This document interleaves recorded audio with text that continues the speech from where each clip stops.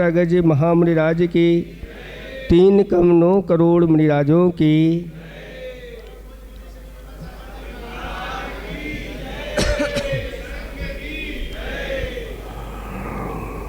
धर्म स्नेही भवात्माओं,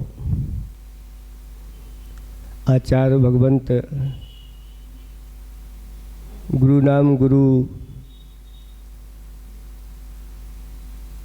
ज्ञान सागर जी महाराज को हमने देखा नहीं है। अब उनके बारे में हम क्या बताएं? जब देखा ही नहीं है तो हम आपको क्या बता सकते हैं। लेकिन जब जब समाधि दिवस आता है और गुरु महाराज जब अपने गुरु महाराज के बारे में बोलते हैं तो वह यही कहते हैं कि हमारे गुरु महाराज ने इस युग के लिए जो अध्यात्म दिया है वह अध्यात्म उसी प्रकार से है जैसे कोई एक दीपक है और दीपक जल रहा था और धीरे धीरे उसका तेल समाप्त हो गया और बुझने ही वाला था कि इतने में ही किसी ने आकर के तेल या घी डाल दिया।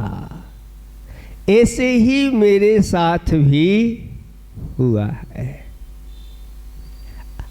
और वह कहते हैं गुरु महाराज कि अगर मैं थोड़ा सा लेट हो जाता,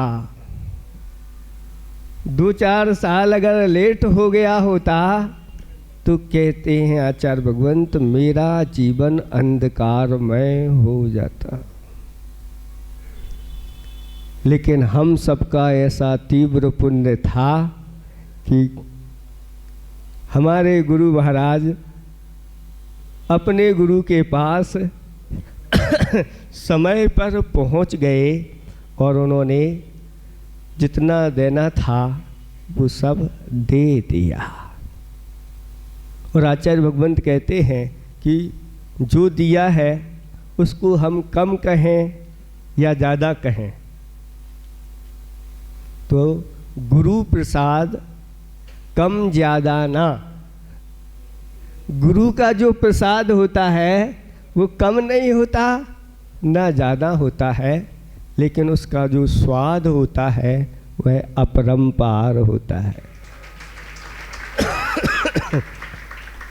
कभी ये नहीं कहना देखो यही सही शिष्य के लक्षण है कि गुरु ने मुझे बहुत कम दिया या गुरु ने मुझे कुछ नहीं दिया।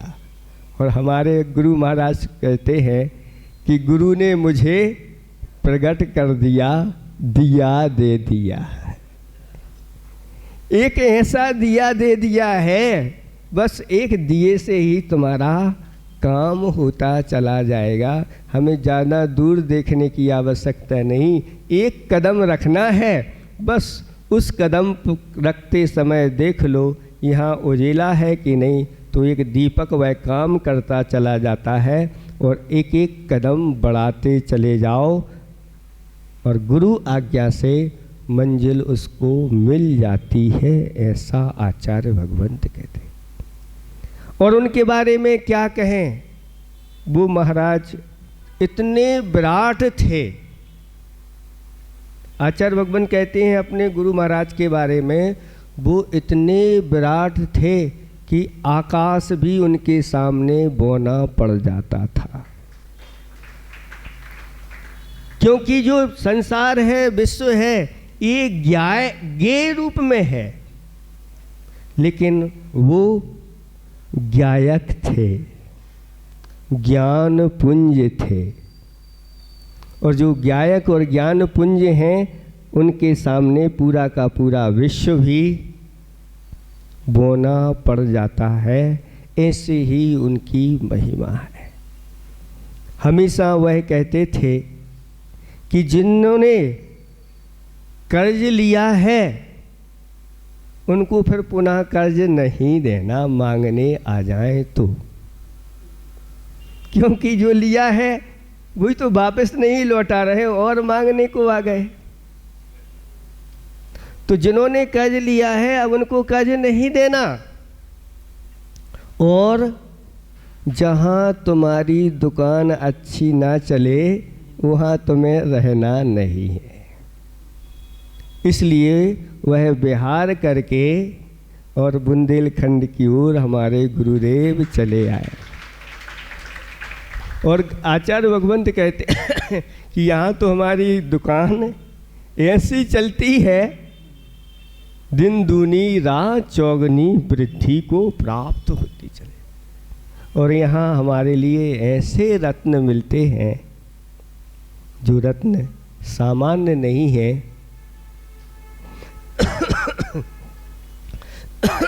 किसी ने आचार्य भगवंत से कहा कि आचार्य भगवंत, ये बुंदेलखंड के लोग हैं, आज की बात नहीं है, बहुत पुरानी बात है, कि ये अपना धन निकालते नहीं हैं। उस समय दान आदि कम करते थे, तो ये लोग अपना जो धन है निकालते नहीं है बाहर। तो जब आचार्य भगवंत का नंबर आया प्रवचन का तो कहते हैं, सुनो कमेटी वालों, कमेटी वालों सुनो, ये बुंदेलखंड वाले लोग हैं और ये लोग अपना ऐसा धन देते हैं जो धन दुनिया के कोई लोग नहीं देते। इन लोगों ने हमारे लिए चेतन धन दिया है, इन लोगों ने हमारे लिए चेतन रत्न दिए हैं, तभी हमारा संघ इतना विस्तार को प्राप्त हुआ है। वह बुंदेलखंड की देन है या इस एमपी की देन है। कितना सारा ये सब बढ़ता चला गया। ऐसे आचार्य भगवंत जिन्होंने अपने गुरु महाराज की क्या सेवा की है वो तो आप सब सुन चुके हैं। और उन ज्ञान सागर जी महाराज ने भी ऐसे साहित्य की रचना की है, आज अच्छे अच्छे विद्वान लिख नहीं सकते। और आज जो वर्तमान में विद्वान हुए हैं, उन विद्वानों ने भी जब उनका साहित्य पढ़ा तो उन्होंने कहा, पन्नालाल जी का नाम तो आप लोगों ने सुना होगा, साहित्याचार्य हुए हैं। उन्होंने जब आचार्य भगवंत ज्ञान सागर जी महाराज का साहित्य पढ़ा तो उन्होंने कहा कि अगर मैं राजा भोज होता तो, अगर मैं राजा भोज होता तो आचार्य भगवंत ज्ञान सागर जी महाराज के साहित्य में जो एक एक श्लोक है उस पर एक एक स्वर्ण मुद्रा लुटाता। ऐसा उन्होंने साहित्य की रचना की है। कैसे की है आप लोग सब जानते हैं कि उन्होंने ब्रह्मचर्य व्रत को लेकर के और अध्ययन किया, और अध्ययन के साथ साथ में उन्होंने गंगा के घाट पर गमछा बेच करके और उस आय से अपनी पढ़ाई की, और पढ़ाई करने के बाद ऐसी विद्वत्ता प्राप्त हो गई। आज आपकी संतान जो है वह सारी शुभ सुविधाएं दे करके भी ऐसे ज्ञान का अर्जन और ऐसी विद्वत्ता अपने अंदर प्रकट नहीं कर पाते। इसलिए कहा है कि जो ऐसी कठिनाई के साथ विद्याओं का अध्ययन करता है वही आगे जा कर के विद्वान बनता है, और जिन्होंने सुख सुविधा में अध्ययन किया है वो आगे जा कर के प्रमादी बन जाते हैं। और उन्होंने ऐसी रचना कर दी, और विद्वान बनने के साथ साथ उन्होंने जो पंडितों के ऊपर कलंक लगा था, क्या कलंक लगा था कि पंडित तो बन जाते हैं लेकिन संयमी नहीं बनते, मुनि नहीं बनते, निर्ग्रंथ नहीं बनते। इस कलंक को भी उन्होंने धो दिया। और सारे पंडितों की नाक जो है ऊंची कर दी। नहीं, अब आप कह नहीं सकते कि पंडित लोग सिर्फ घर में ही रह जाते हैं, संयम धारण नहीं करते, और उन्होंने संयम धारण किया।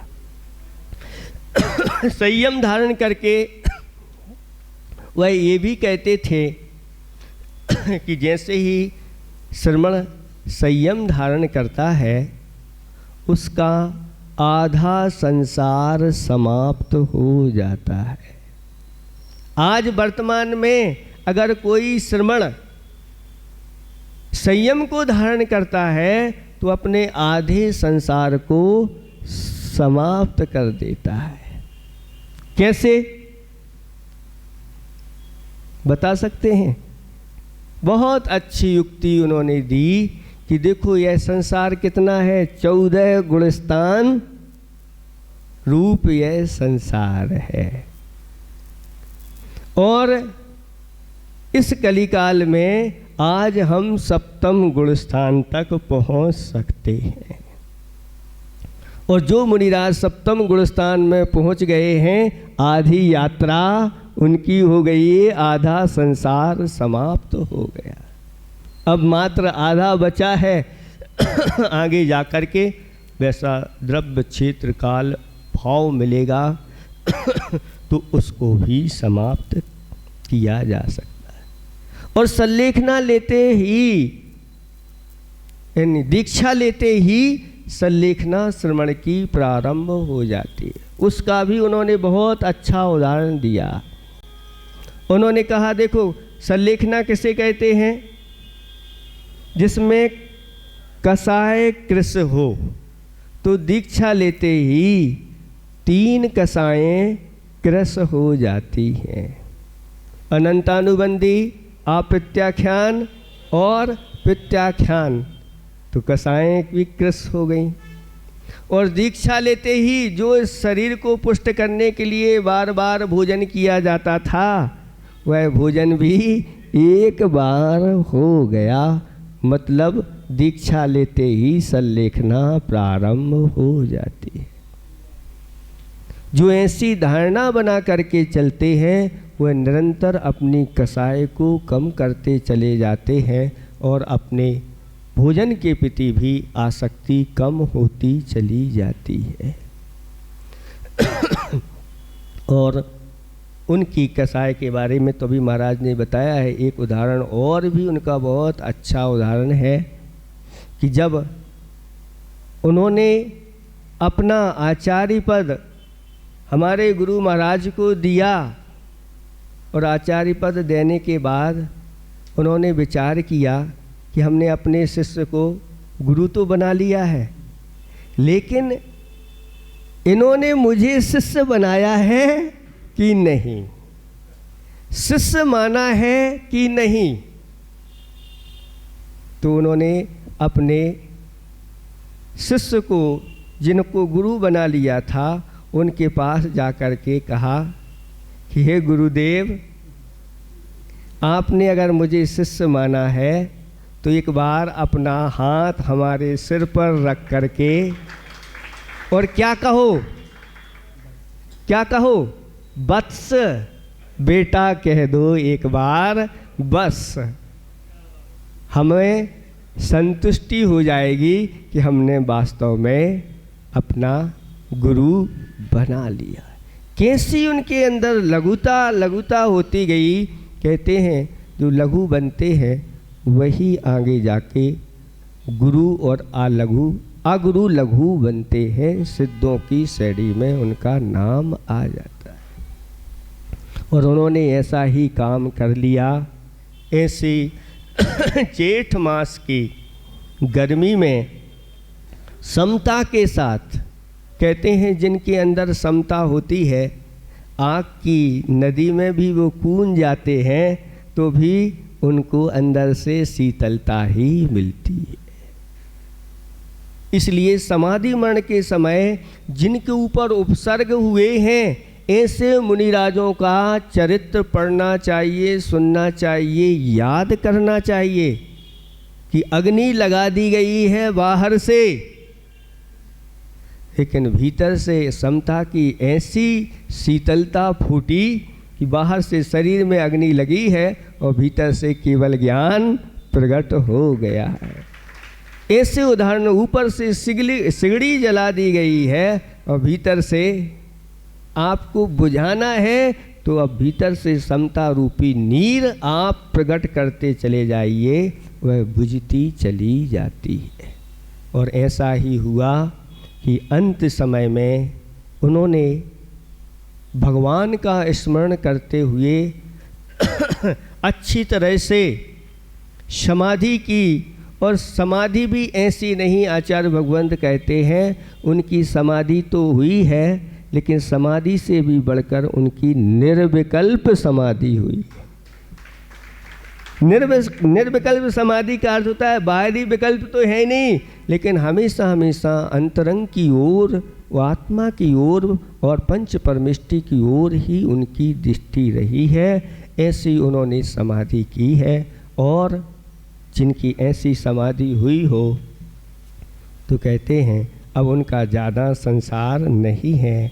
ज़्यादा से ज़्यादा 7-8 भाव और कम से कम 2-3 भाव में उनको अवश्य ही मुक्ति मिलेगी, इसमें कुछ संशय नहीं। और वही दृश्य हमारे गुरु महाराज के अंदर, वह हमेशा हमेशा कहते हैं कि गुरु महाराज ने जो कहा है कि तुम्हें अपने कर्तव्यों का पालन करना है, और उनके वचन हम निरंतर अपने अंदर रखे रहते हैं। गुरु हमसे दूर नहीं है, वो हमेशा हमारे साथ रहते हैं।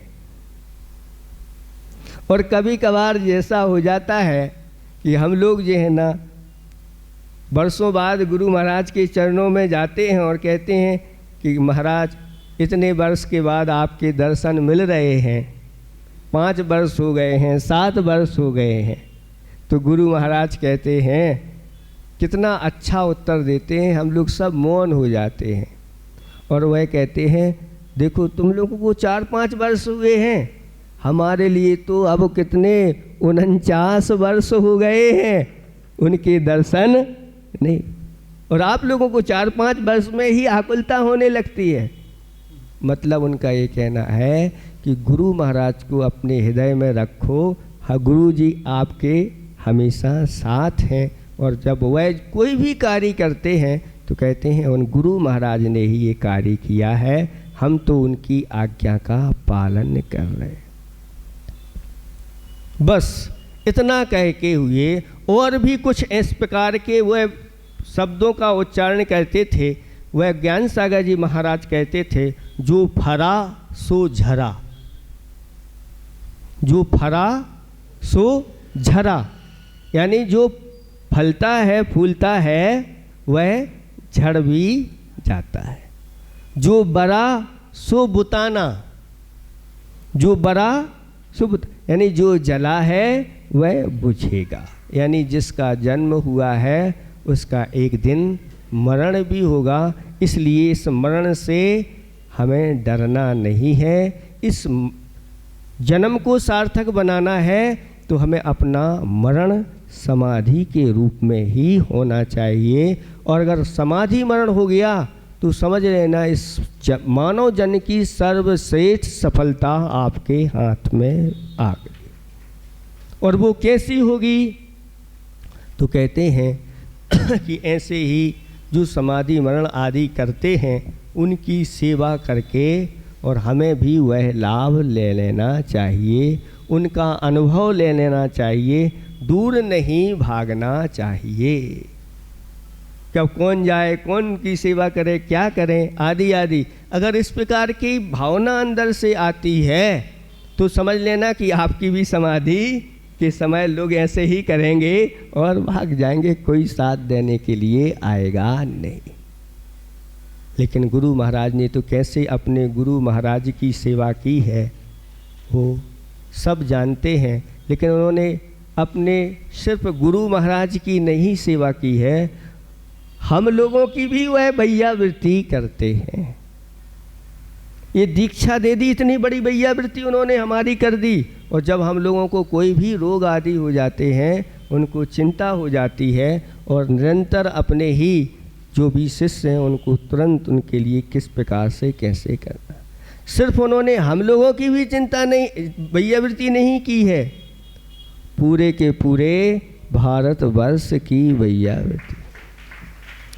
और उन्होंने ऐसे ऐसे पूर्ण आयु जैसे आप लोगों के सामने प्रकल्प रख दिए हैं कि अपनी यह जैन शासन जयवंत बना रहे, जैन संस्कृति जयवंत बना रहे, शुद्ध प्रासुक औषधियाँ आप लोगों को मिलती रहें आदि आदि के माध्यम से इस प्रकार। और ये तो औषधि वाली बात है, उनके वचन ही औषधि का काम करते हैं। और जिससे कह दिया, हमारे गुरु महाराज की एक घटना है कि एक व्यक्ति जिसकी रीढ़ की हड्डी में कुछ गैप हो गया था और उसके लिए डॉक्टर ने बता दिया था कि तुम्हारे लिए ऑपरेशन कराना है, और तारीख भी उसकी फिक्स हो गई। उसने सोचा कि एक बार गुरु महाराज का आशीर्वाद चलते चलते ले लिया जाए।